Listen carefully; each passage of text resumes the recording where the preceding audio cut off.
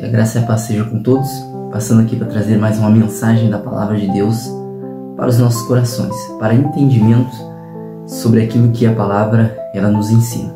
Eu gostaria de dar continuidade sobre o tema que Jesus vem como um ladrão na noite, como se ele viesse secretamente, que é uma teoria pré-tribulacionista, só que a Palavra de Deus não ensina assim, que Jesus virá secretamente. Na verdade, Jesus ele vem visível para que todos vejam ele naquele dia. Apocalipse capítulo 1 e verso 7 fala sobre isso. Então eu vou ler alguns textos que eu separei aqui da Palavra de Deus para que nós pudéssemos meditar nele, para entendermos sobre Jesus vindo como um ladrão da noite. O que isso quer dizer? Jesus vai vir secretamente e vai arrebatar a igreja, ou Jesus está dando instruções para que nós venhamos entender da maneira como nós temos que estar quando ele vier, e não virá secretamente. Então eu gostaria de ler com vocês em 1 Tessalonicenses, no capítulo de número 5. Diz assim a Palavra de Deus: Mas irmãos, acerca dos tempos e das estações, não necessitais de que se vos escrevas. Veja bem, de que se vos escreva. Veja bem que Paulo ele vai instruir os crentes, da igreja de Tessalônica, e ele já começa dizendo: Mas irmãos, acerca dos tempos e das estações, não necessitais de que se vos escreva. Então perceba que Paulo ele já havia estado na igreja de Tessalônica. A igreja de Tessalônica ficava na Macedônia, na Grécia, e ele fala para eles que eles já estavam instruídos, provavelmente, Por isso que ele disse assim, que não necessitava de que escrevesse sobre o assunto, Porque vós mesmos sabeis muito bem, ou seja, eles já tinham conhecimento, entendimento sobre os tempos que demonstrariam a segunda vinda de Jesus e a volta dele nessa terra, como ele prometeu. Porque vós mesmos sabeis muito bem que o dia do Senhor virá como o ladrão de noite. Pois que, quando disserem a paz e segurança, então lhes sobrevirá repentina destruição, como as dores de parto.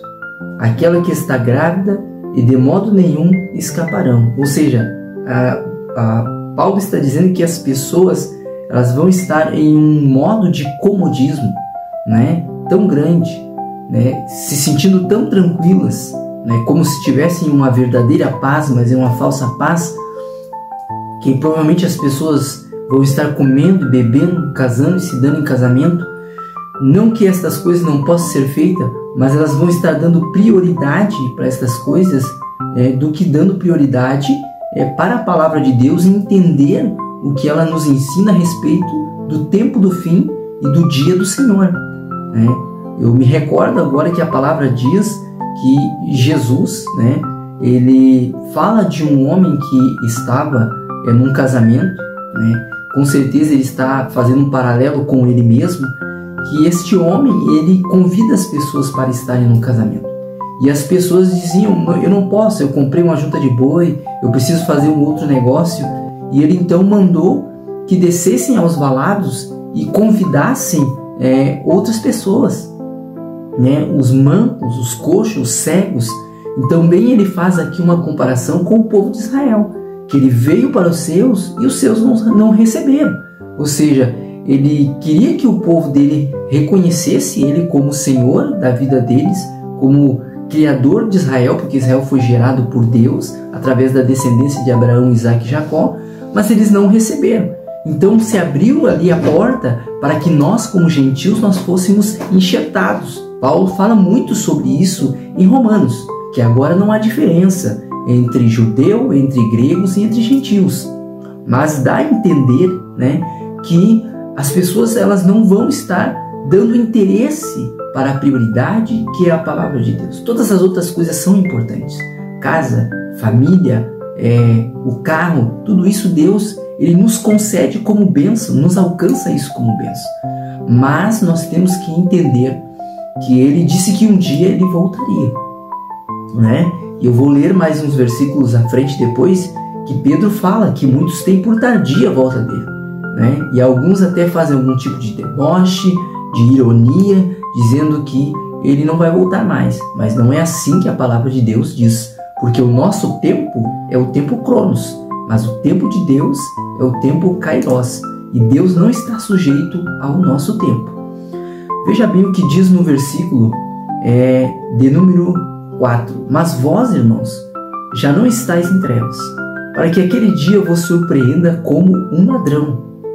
Veja bem que ele disse assim que nós não estamos em trevas, nós não estamos na escuridão. Se nós não estamos na escuridão, nós estamos na luz. Então ele diz, vocês já entendem, vocês já estão vendo, porque quando ele fala de trevas, ele faz um paralelo com a luz, e a luz, ela nos esclarece.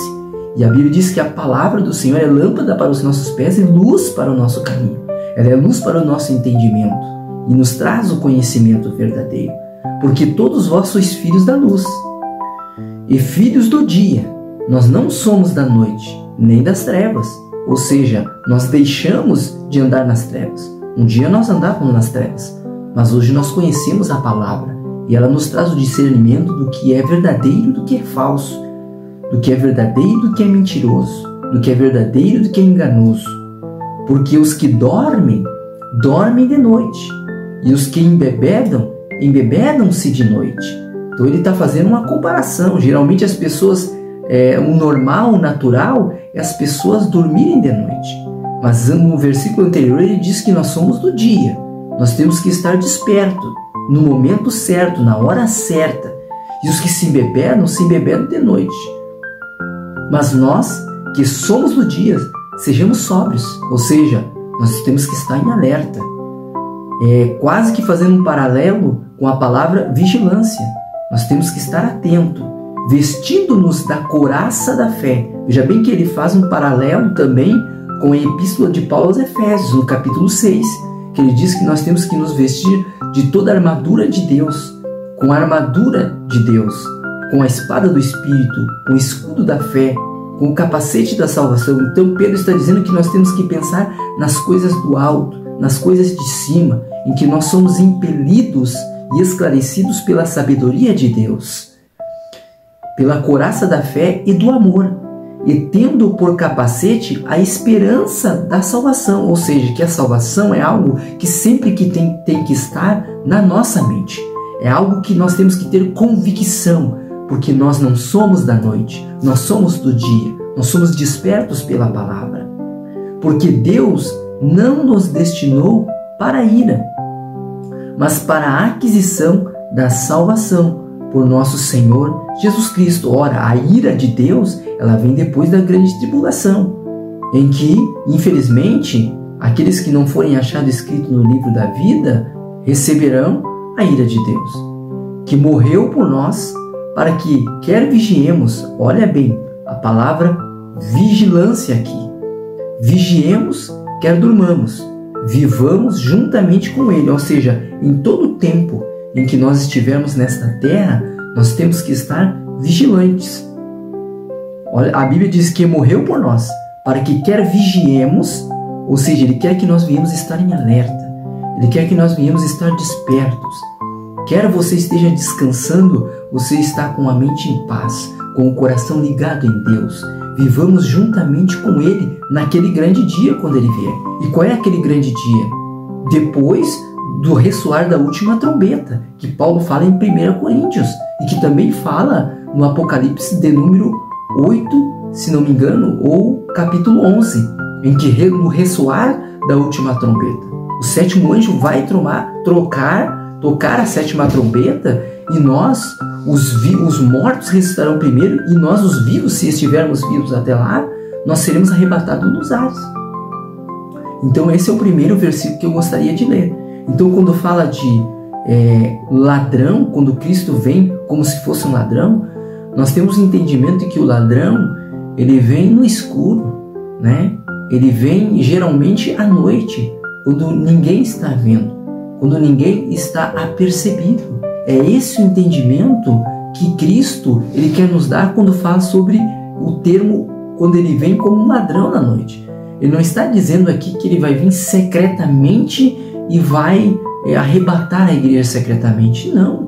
Porque veja bem que a Bíblia está dizendo que é como um ladrão à noite.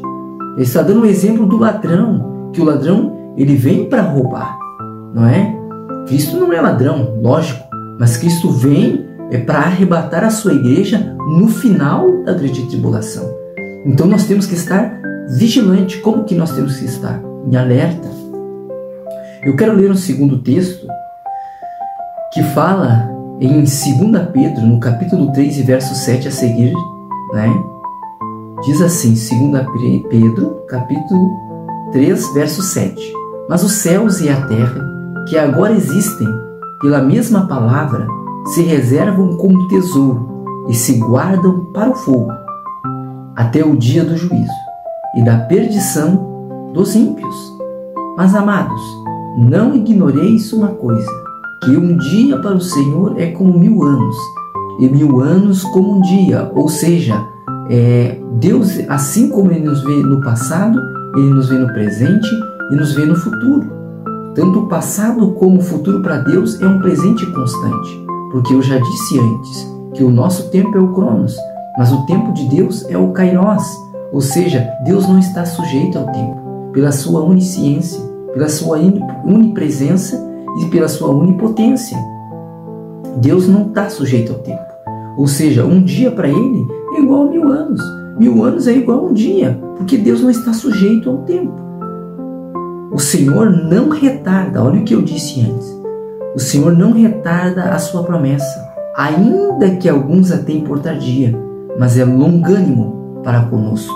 Veja bem que alguns já tinham estado lá no tempo de Pedro, que dizendo entre eles, quem sabe, que deduzo eu, que quem sabe que isso não vinha mais. Já tinha passado muito tempo, no qual os céus, mas o dia do Senhor virá como ladrão. E ele repete, mas o dia do Senhor virá como ladrão de noite, no qual os céus passarão com grande estrondo, e os elementos ardendo se desfarão, e a terra e as obras que nela há se queimarão.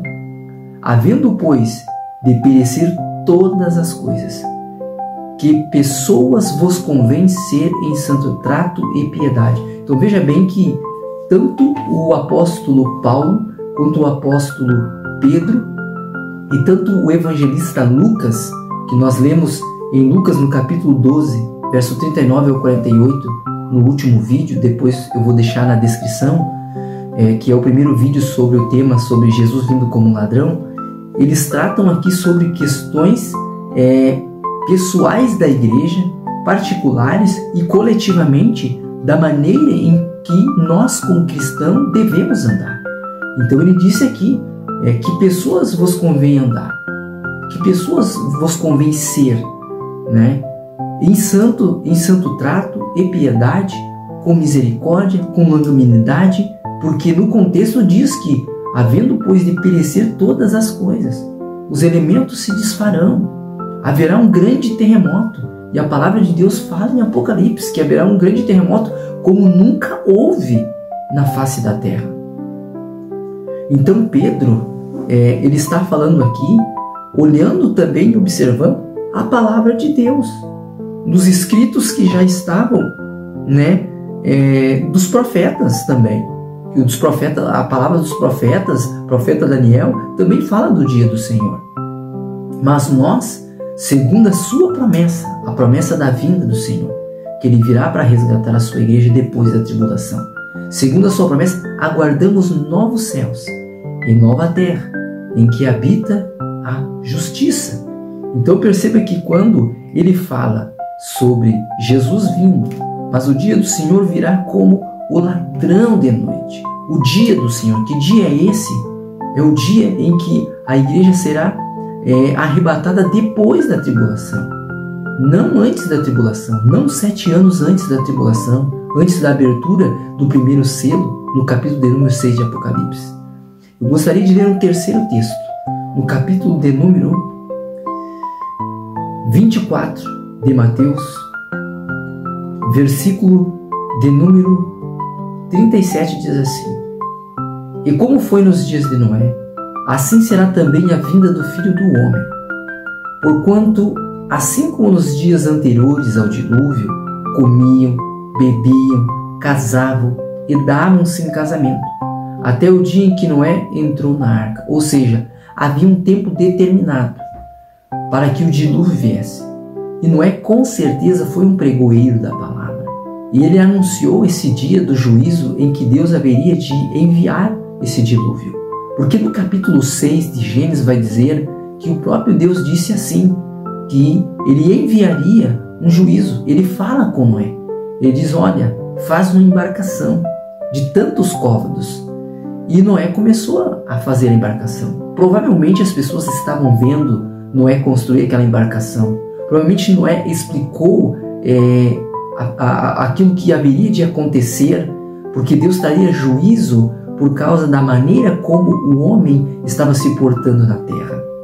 E as pessoas com certeza não deram ouvidos, porque a palavra de Deus diz, em Gênesis, e diz agora através do evangelista Mateus, do evangelista Lucas.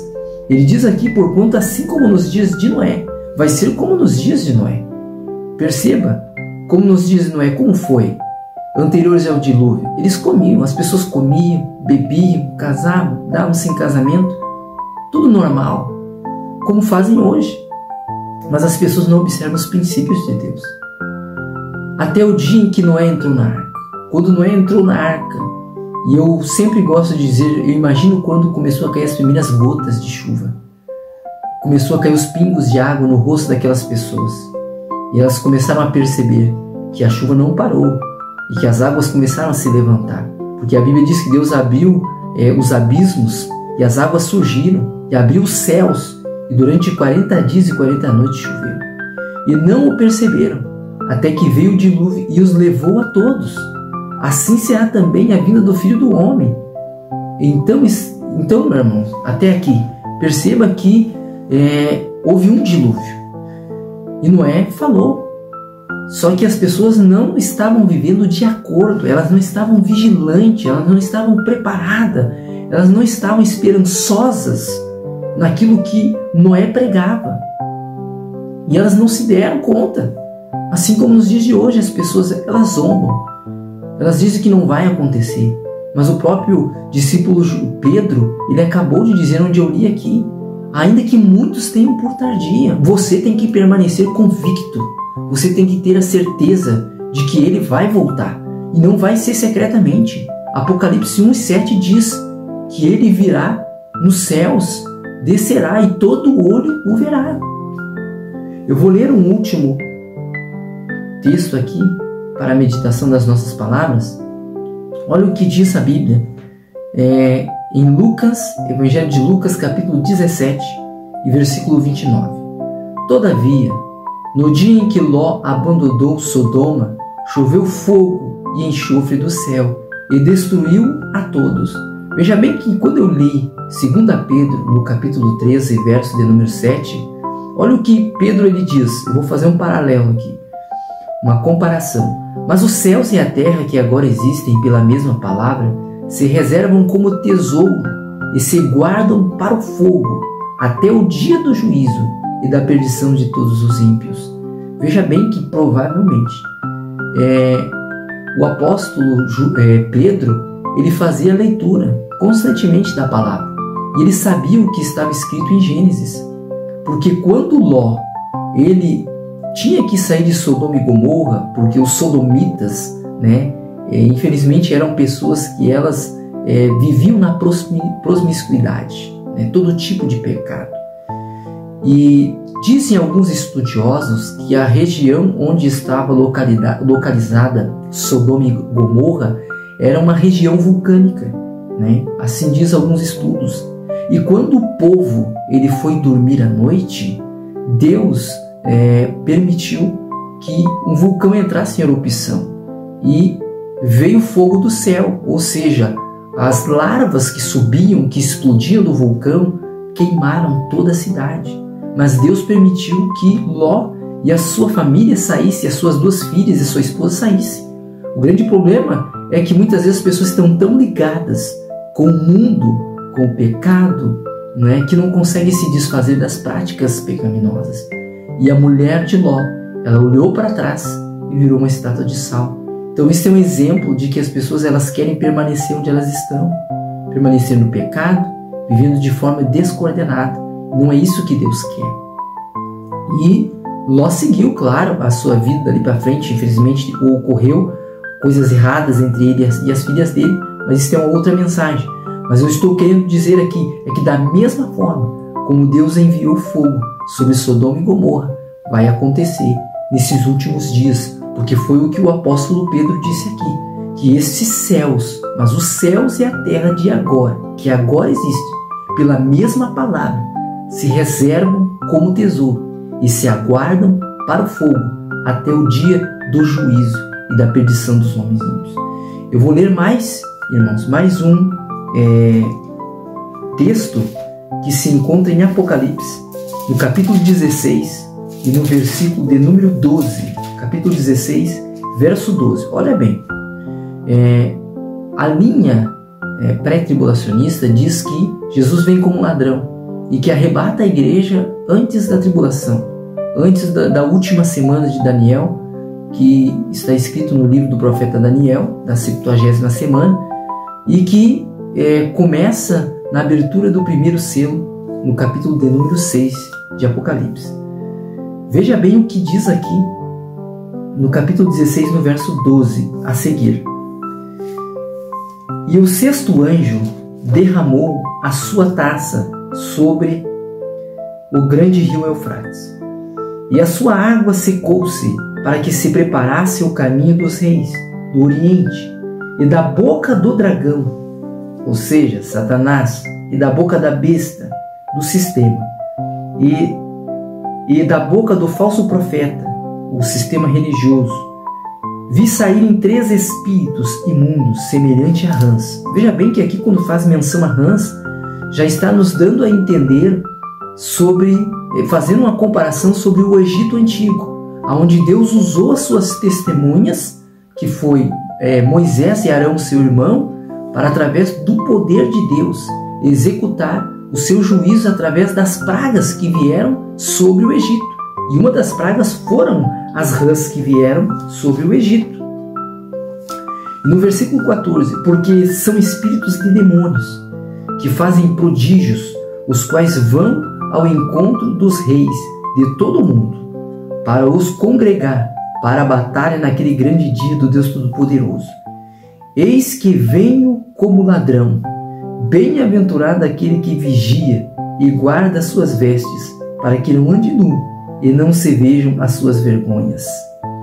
E os congregaram no lugar que em hebreu se chama Armagedon. E o sétimo anjo derramou a sua taça no ar, e saiu grande voz do templo do céu, do trono, dizendo: está feito.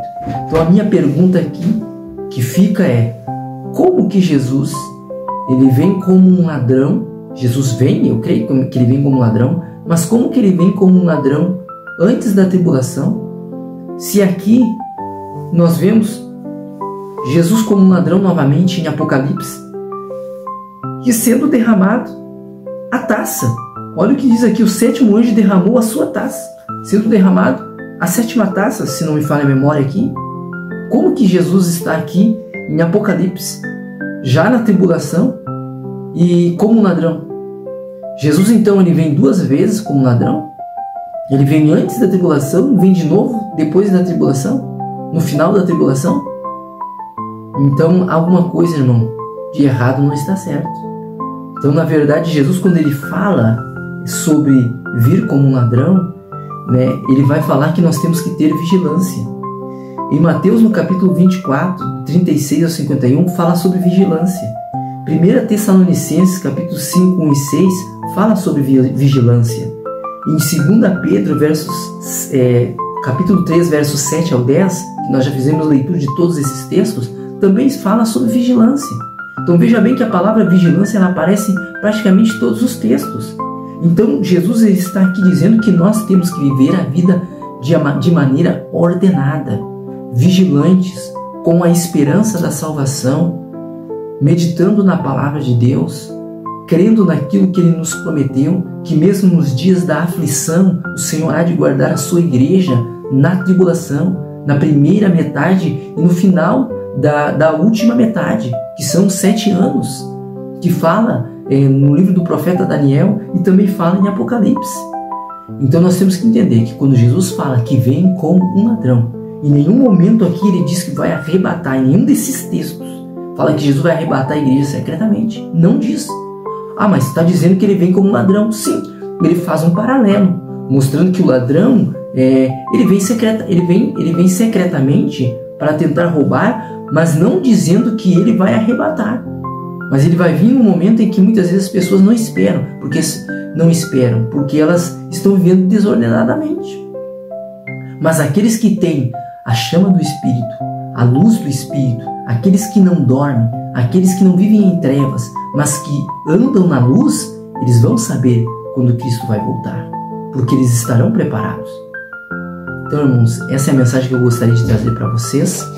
Que Deus abençoe cada um de vocês, que vocês deixem o seu like, compartilhem e se inscrevam no canal. Que Deus abençoe cada um de vocês. Em nome de Jesus, um abraço.